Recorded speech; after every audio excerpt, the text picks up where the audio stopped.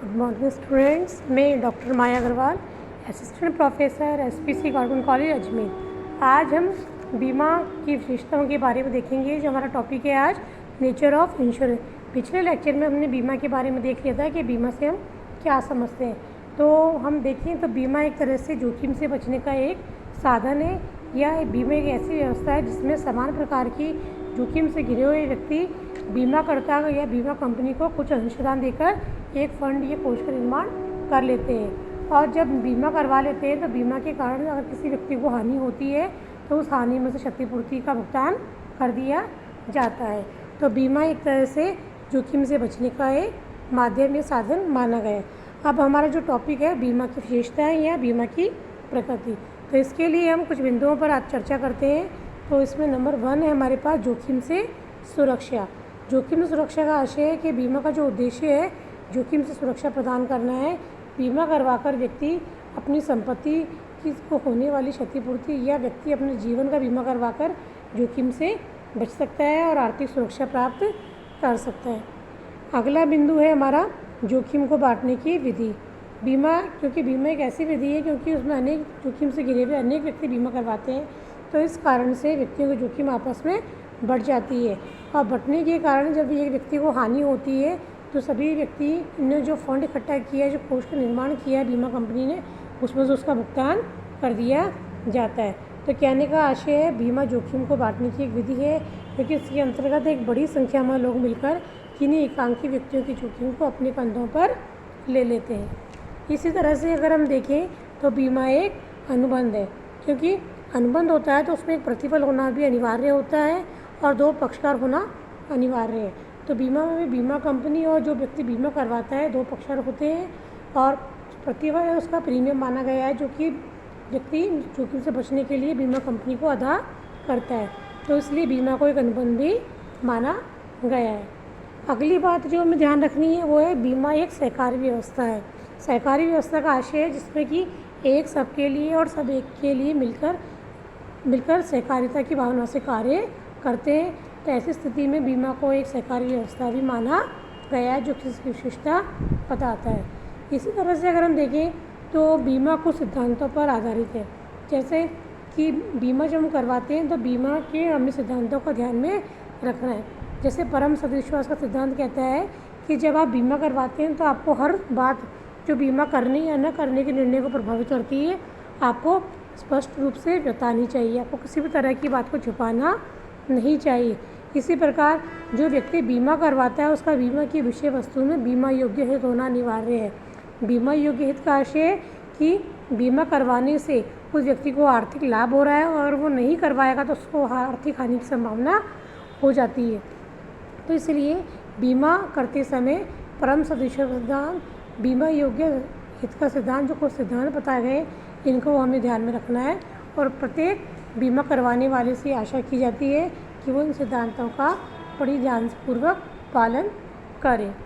इसी प्रकार से अगर हम देखें कि बीमा जो है दान नहीं है। दान क्यों नहीं है बच्चों? क्योंकि जब हम दान करते हैं तो दान में हमारा कोई उद्देश्य निस्वार्थ भावना होता है।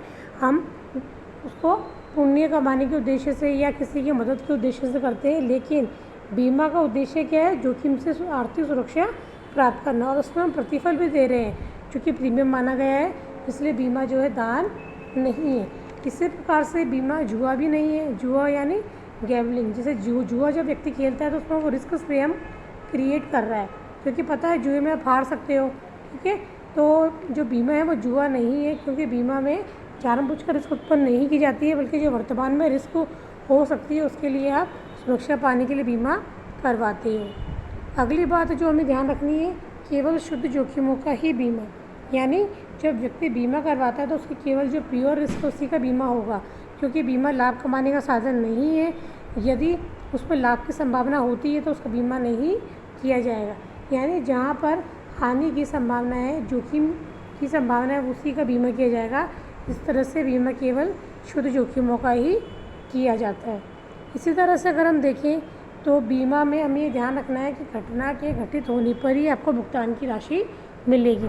कहने का आशय, यदि किसी व्यक्ति ने अग्नि बीमा करवा रखा है तो यदि उसकी संपत्ति को अग्नि से हानि होती है तो ऐसी कंडीशन में ही उसे भुगतान किया जाएगा, अन्यथा नहीं किया जाएगा, क्योंकि बीमा लाभ कमाने का साधन नहीं है, बल्कि जिस हानि से बचने के लिए आपने बीमा करवाया है उसी कारण से अगर आपको हानि होती है वास्तव में, तो ऐसी स्थिति में ही आप दावे के लिए आप दावेदार माने जाओगे। इसी तरह से अगर हम देखें तो बीमा जो होता है सामाजिक परिवर्तन का एक साधन है। साधन क्यों है? क्योंकि हमने देखा है व्यवसाय में बहुत ज़्यादा रिस्क होती है और हर व्यक्ति रिस्क से बचना चाहता है, लेकिन यदि उसको बीमा का सहारा मिल जाता है तो एक तरह से उसकी रिस्क कम हो जाती है और समाज में अच्छा कार्य कर सकता है। तो इस तरह से बीमा सामाजिक परिवर्तन का एक साधन भी माना जाता है। इसी प्रकार हम देखें तो जो बीमा होता है, बीमा की व्यवसाय का जो रेगुलेशन है, नियमन है, कानून द्वारा होता है। भारत में भारतीय जीवन बीमा निगम तथा साधारण बीमा अधिनियम तथा बीमा नियामक विकास प्राधिकरण यानी IRDA के द्वारा बीमा का नियमन एवं नियंत्रण किया जाता है, जो ये देखता है कि बीमा का व्यवसाय ठीक प्रकार से चल रहा है या नहीं चल रहा है। तो इस प्रकार अगर हम देखें तो बीमा की विशेषताएं और बीमा की सफलता है अनेक घटकों पर प्रभावित करती है। क्यों? क्योंकि बीमा करवाने वाला व्यक्ति जितनी सद्भावना से कार्य करेगा उतना ही बीमा उसको लाभ मिल पाएगा। इसी प्रकार बीमा जो कंपनी है, बीमा कंपनी होगी, सब बीमा करवाने वाले से ये आशा करती है कि वह अपनी संपत्ति की पूरी तरह से सावधानी रखे, कोशिश करे कि जोखिम की संभावना कम से कम हो, जानबूझकर वो स्वयं जोखिम उत्पन्न ना करे जिससे कि बीमा का औचित्य नष्ट हो जाए। तो कहने का आशय है बीमा की सफलता अनेक घटकों पर निर्भर करती है। तो बीमा करवाने वाले व्यक्ति को पूरी सजगता से बीमित विषय वस्तु का ध्यान रखना है, उसकी अच्छे से सार संभाल करनी है। ऐसा नहीं है कि बीमा करवाने के बाद बिल्कुल ही लापरवाह हो जाए। तो इस प्रकार से बीमा की विशेषताएं हैं जिसके द्वारा बीमा करवाकर व्यक्ति कोई भी अपनी आर्थिक सुरक्षा प्राप्त कर सकता है और हानि से बच सकता है।